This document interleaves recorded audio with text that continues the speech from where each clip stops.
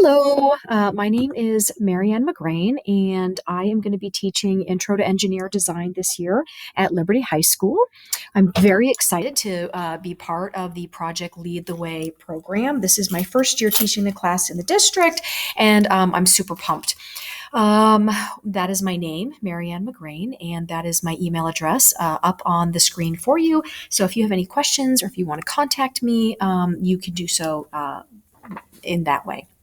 So, for Project Lead the Way for engineering, students are going to be introduced to engineering design processes. We're going to apply math. We're going to look at science and engineering standards to identify and design solutions to a variety of real problems. That's what really drew me to this curriculum, and I wanted to be a part of it. Was I like this idea of having the kids be more problem solving based rather than I want more authentic kind of learning. And so I'm hoping that we can go ahead and get them thinking about problem solving in this class. They are going to be working both individually and in collaborative teams to develop and document design solutions using engineering notebooks. We just got our engineering notebooks, so we've been using those, and 3D modeling software, which everyone is very excited to start. And we'll get there, but we just have to kind of get there in the process. So we have been working very collaboratively so far. It's really important that we train our children to be college and career ready. That means that they have to learn how to work in groups, and they have to learn how to be innovative and find solutions to their problems. You will hear your student probably say a lot, I ask her a question and she says, well, how do you think you can solve that? Or, how can we innovate a solution for that? That's kind of my thing. If you don't have something, where can you find it? How can you solve that issue or that problem? We have a really big push this year from our administrator about really trying to create more independent thinkers for our students, more independent students, and the engineer process is really set up for that. So let's go ahead and look at what we are going to be doing in our class this year. For curriculum. Okay, we have 4 major units that are going to be separated across the year. The first one is Unit 1. It's design and problem solving. We're in that. So Unit 1 is going to provide an overview for the engineering design process. We're hoping to help students develop an understanding of the purpose and then the practice of modeling in engineering communication. Students are introduced to modeling methods and practice modeling skills important to the design of mechanical systems, including technical sketching, 3D modeling, and technical drawing using computer aid design. So that's when we kind of get into CAD, is sometime during this unit. We do a little bit of statistics, analysis, prototyping. We've already started doing that. And the emphasis is building CAD skills applied throughout the course. So we're really going to kind of start practicing. For some of my students, I gave them a Lego, and they kind of began the process of how to create the Lego using the software. The software has been kind of an issue, but now we finally have computers in our computer lab. I'm super excited about that. They're getting installed this week, and so we can really move forward. That's been just wonderful. Unit 2 is going to be all about assembly design.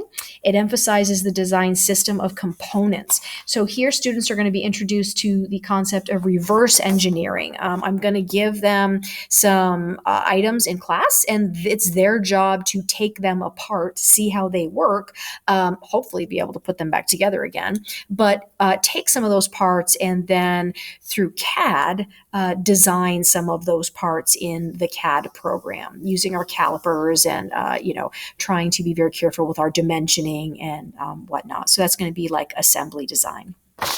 Things like putting it back together, taking it apart, and whatnot, and then looking at different materials of engineering. Now, unit number 3 is called Thoughtful Product Design. It's going to introduce students to a broader interpretation of the word design to include universal principles that contribute to successful product design. Students are going to be exposed to design principles other than visual design principles represented in Unit 2 that can either impact the appeal, the usability, the safety. So here's where we're kind of starting to talk about responsible design, solving a problem through engineer design, really using the science in order to kind of reach out and solve world issues, but also maybe making a comfortable chair that looks good, but is also, solving a purpose and being comfortable in its design. So that's what we're going to do there. And then unit 4 is going to be starting to make things move. So this is going to be focusing on familiarizing students with basic engineer knowledge related to simple mechanical and electrical systems and the use of mathematic models. So we're going to start doing some mathematic modeling. And we're going to represent design ideas to inform design decisions. Okay, so in here, the students are going to be making a final project called an automaton, which means that they are going to be looking at cams, motion graphs, and we are going to be engineering something that when they crank and turn, it's going to move up and down or turn around. So that's going to be what we're doing there, making it move.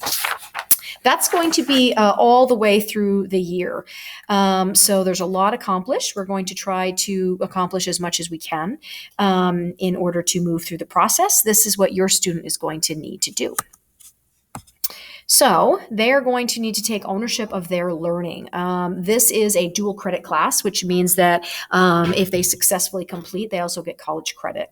So with that, there's a certain level of expectation as far as attitude, maturity level, and also their work completion.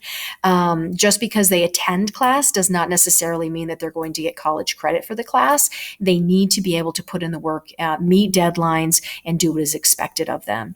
It's really important then that they can create a team with me and also their peers within the class. It's okay to go ahead and maybe create groups for studying. When we work collaborative, we want to make sure that everybody is doing their part and not pulling down the group, but learning from each other and lifting up the group with their actions and their attitude. So it's important to complete all homework and projects. There's going to be lots of homework and lots of responsibility. I start in class and then I give time in class, and then they're responsible for finishing in class and getting it submitted by 8 a.m. the next day in class. Always bring materials to class. Fully charged Chromebook is important. Even though we're getting computers installed, it's important to have that available.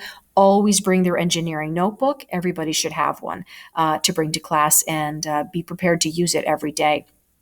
And then make up any work. If you are gone, you are still responsible for coming in and making up any labs. We're going to start having some Project Lead the Way quizzes, some formative quizzes, so that they can kind of get the feel for the program and how they're going to be tested at the end of the year through Project Lead the Way. And engage in class in a productive, mature manner, and also get involved in school activities. Really belong to Liberty, because the more we can belong to a community, the more we've got invested in the more successful I believe that we'll be. So I'm super excited to start this journey with your child. Let me know how I can help. Please make sure that your child reaches out to me and stays on top of their assignments. Thank you, and have a great night.